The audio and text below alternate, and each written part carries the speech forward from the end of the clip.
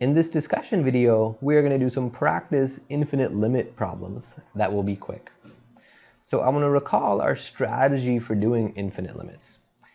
If we have a limit as x approaches positive or negative infinity of some fractional thing, so some numerator over some denominator, we usually will start by factoring out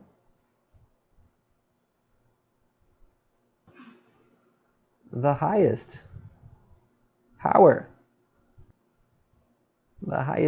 of x from the numerator and from the denominator.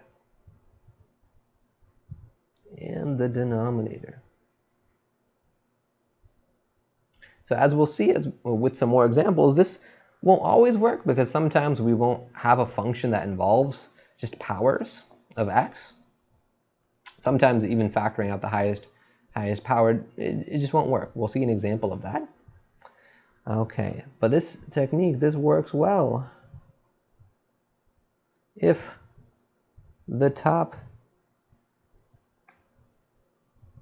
and the bottom involve powers of x.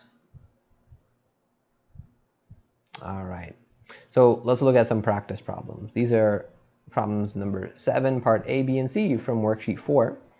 I want to first give you 5 minutes to try these. So 4, 3, 2, 1, pause it, and try this for about 5 minutes.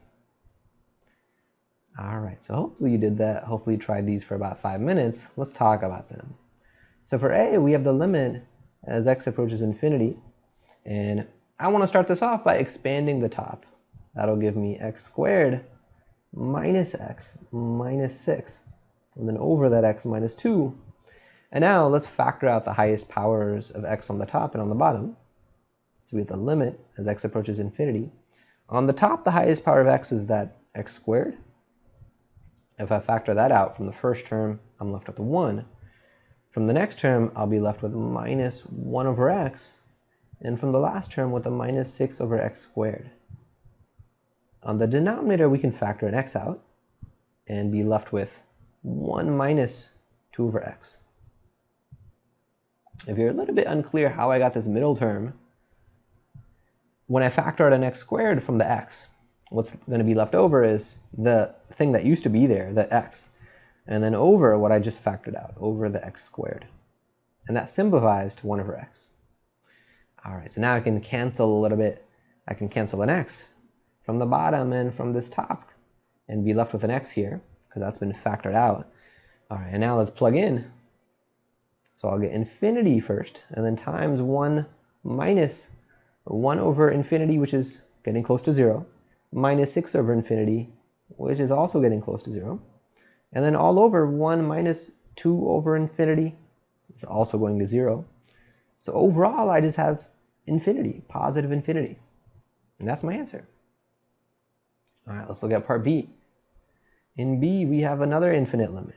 The limit as x goes to positive infinity of, and let's expand the numerator again to get x squared minus x minus 6 over x squared minus 4. And let's use that same strategy, factoring out those highest powers. The limit as x approaches infinity. I can take an x squared out of the top and out of the bottom as well. And I already know what's going to be left over on the top because it's the same as the previous problem. 1 minus 1 over x minus 6 over x squared. On the bottom, when we factor out x squared, we'll be left with 1 minus 4 over x squared. So the x squareds cancel, and if we plug in, we get 1 minus 1 over infinity is 0, 6 over infinity is 0, and on the bottom I'll get 1 minus 0, and 1 over 1 is just 1. All right, let's look at part C. So for part C, I'm going to zoom it out a little bit so I have some more room to write and I can still see the problem. Okay, so we have this limit as x approaches infinity.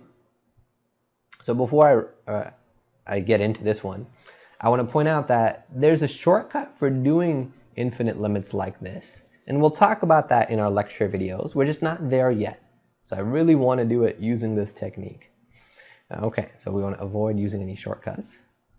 Okay, so on the top, let's expand as we did before to get x squared minus x minus 6. And on the bottom, I could expand that as well. That's going to be x minus 2 times x minus 2 times x minus 2. Takes a little bit of time to work it out, but not all that long. And if we do, we'll get x to the third minus 6x squared plus 12x minus 8. And now let's factor out those highest powers. So we get the limit as x goes to infinity. Let's zoom it in on this now. Limit as x goes to infinity.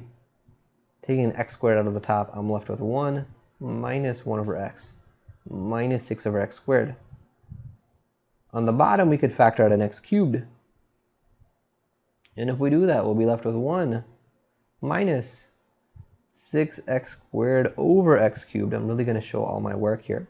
And then plus the 12x divided by what I just took out, x cubed. And then minus the 8 over x cubed.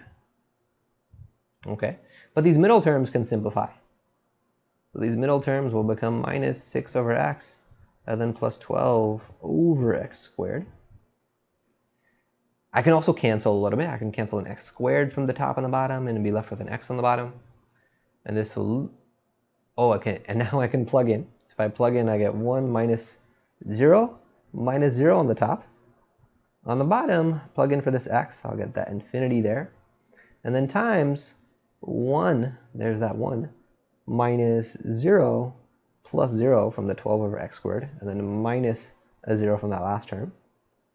So overall, we have 1 over infinity, which is 1 over something huge, which is getting close to 0. And that's my answer. So in our next lecture, we will see a shortcut for problems like this.